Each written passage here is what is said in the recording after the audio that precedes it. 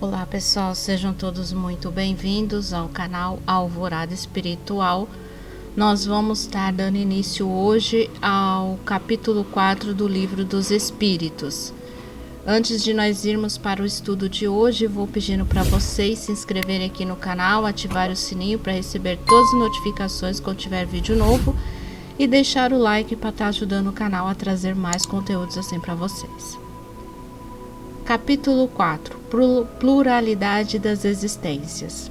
Da reencarnação. A alma que não alcançou a perfeição na vida corpórea, como acaba de depurar-se, suportando a prova de uma nova existência. Como a alma realiza essa nova existência? É por sua transformação como espírito? Depurando-se, a alma sofre, sem dúvida, uma transformação. Mas para isso lhe é necessária a prova da vida material. A alma passa, pois, por várias existências corporais? Sim, todos nós passamos por várias existências físicas. Os que dizem o contrário pretendem manter-vos na ignorância em que eles próprios se encontram. Esse é o seu desejo. Parece resultar desse princípio que a alma, depois de deixar um corpo, toma outro, ou então ela se reencarna em novo corpo. É assim que se deve entender? É evidente. Qual é o objetivo da reencarnação? Expiação, aprimoramento progressivo da humanidade, sem o que, onde estaria a justiça? O número de existências corporais é limitado, ou o espírito se reencarna perpetuamente.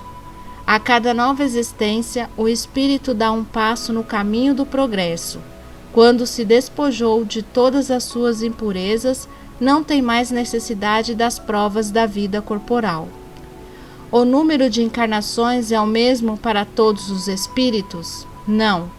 Aquele que caminha depressa se poupa das provas. Todavia, as encarnações sucessivas são sempre muito numerosas, porque o progresso é quase infinito.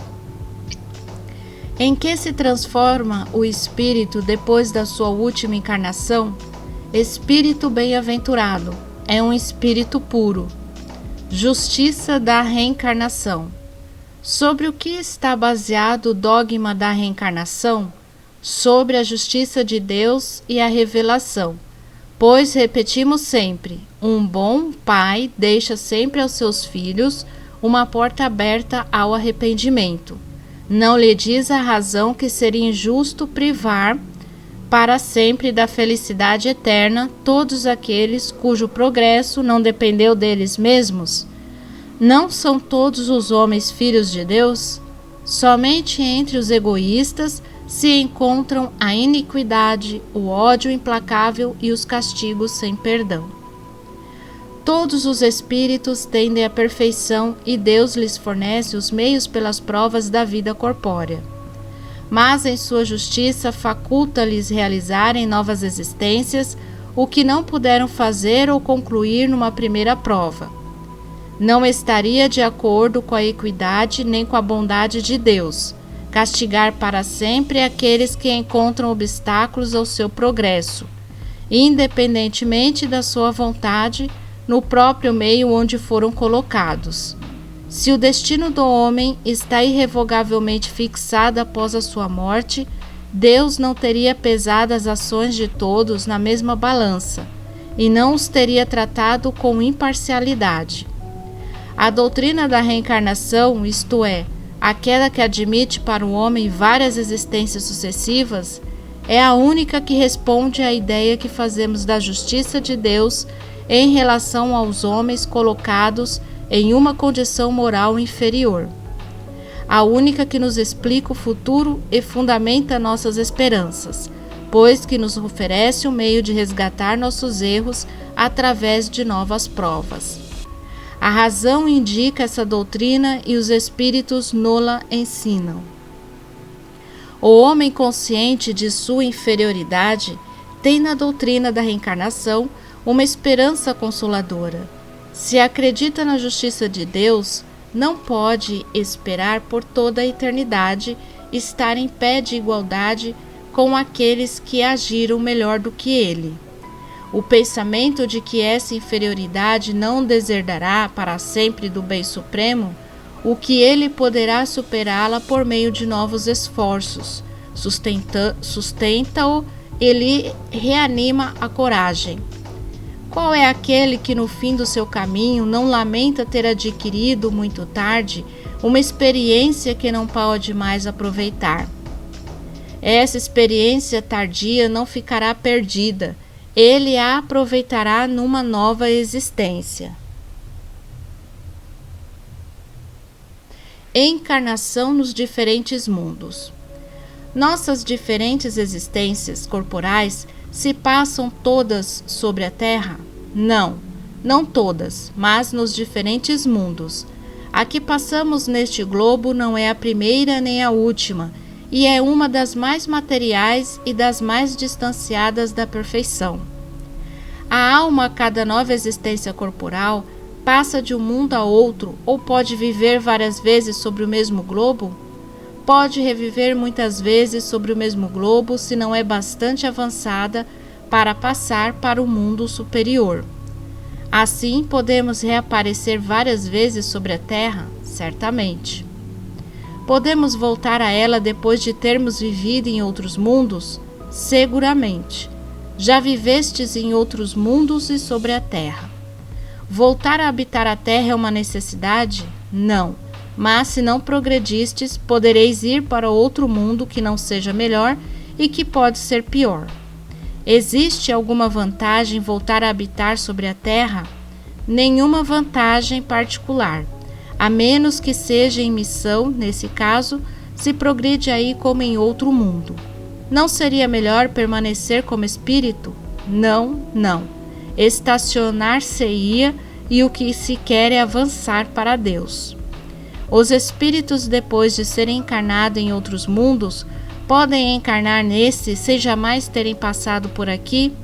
Sim, como vós em outros mundos. Todos os mundos são solidários, o que não se faz num, pode-se fazer noutro. Há homens que estão sobre a Terra pela primeira vez? Há muitos e em diversos graus. Pode-se reconhecer por um sinal qualquer quando um espírito está pela primeira vez na Terra? Nenhuma utilidade teria isso. Para alcançar a perfeição e o bem supremo, objetivo final de todos os homens, o espírito deve passar por todos os mundos que existem no universo? Não, pois há muitos mundos que estão no mesmo nível e onde o espírito não aprenderia nada de novo. Como se explica nesse caso a pluralidade de suas existências sobre o mesmo globo? Ele pode se encontrar aí cada vez em posições bem diferentes, que são outras tantas ocasiões de adquirir experiência. Os espíritos podem reviver corporalmente num mundo relativamente inferior àquele em que já viveram? Sim, quando devem cumprir uma missão para ajudar o progresso, e nesse caso, aceitam com alegria as tribulações dessa existência, visto que lhes fornecem um meio de progredir.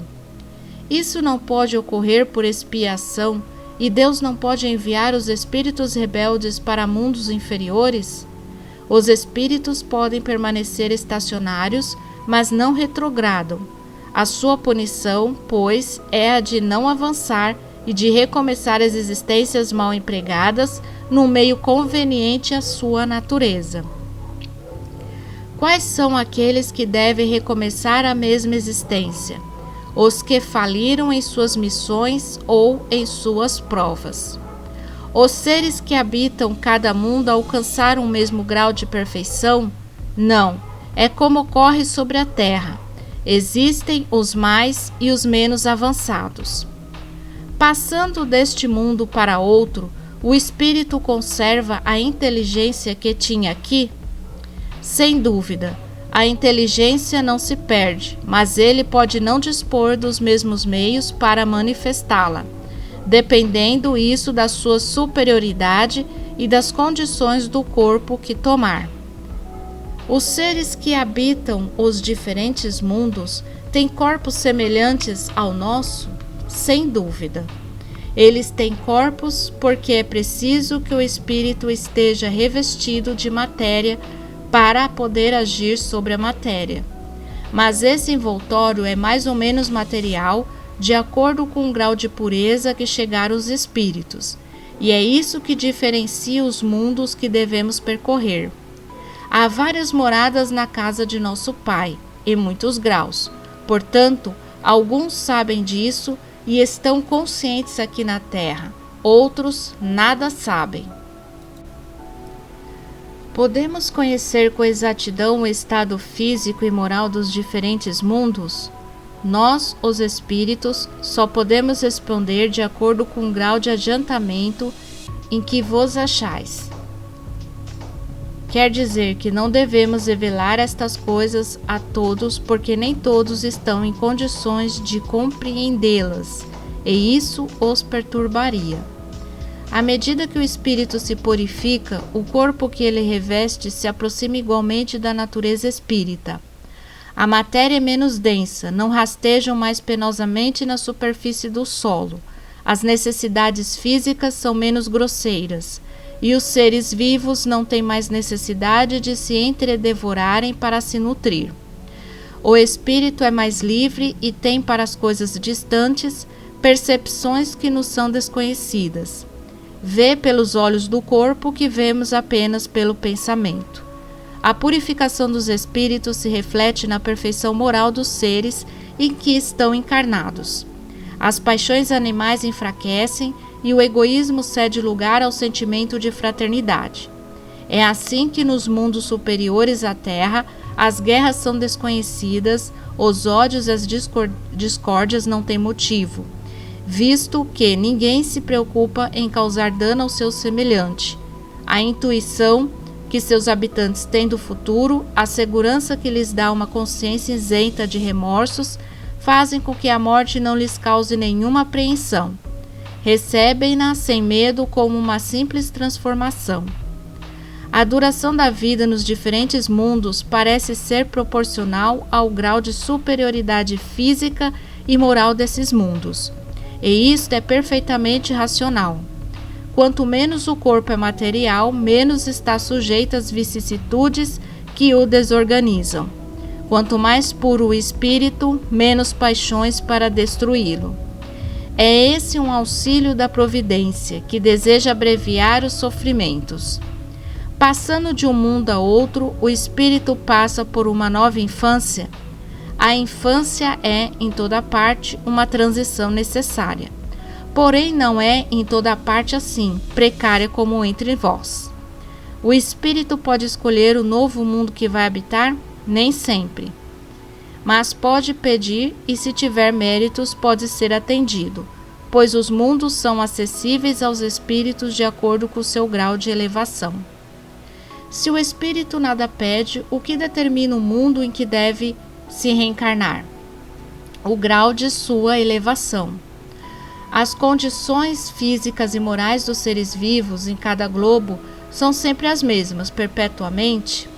Não, os mundos também são submetidos à lei do progresso. Todos começaram como o vosso, por um estado inferior, e a própria Terra suportará uma transformação semelhante. Tornar-se-á um paraíso terrestre quando os homens se tornarem bons. É assim que as raças que povoam hoje a Terra desaparecerão um dia e serão substituídas por seres cada vez mais perfeitos. Essas raças transformadas sucederão às atuais, como estas sucederam a outras mais atrasadas. Há mundos onde o espírito, cessando de habitar corpos materiais, só tenha por envoltório o perispírito? Sim, e esse próprio envoltório se torna tão etéreo que para vós é como se não existisse. É o estado dos espíritos puros. Resulta daí, ao que parece, que não há uma demarcação definida entre o estado das últimas encarnações e aquele dos espíritos puros?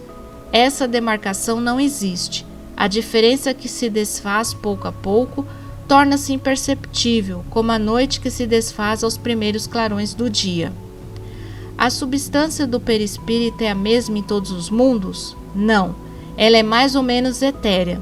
Passando de um mundo para outro, o espírito se reveste da matéria própria de cada um, com mais rapidez que um relâmpago.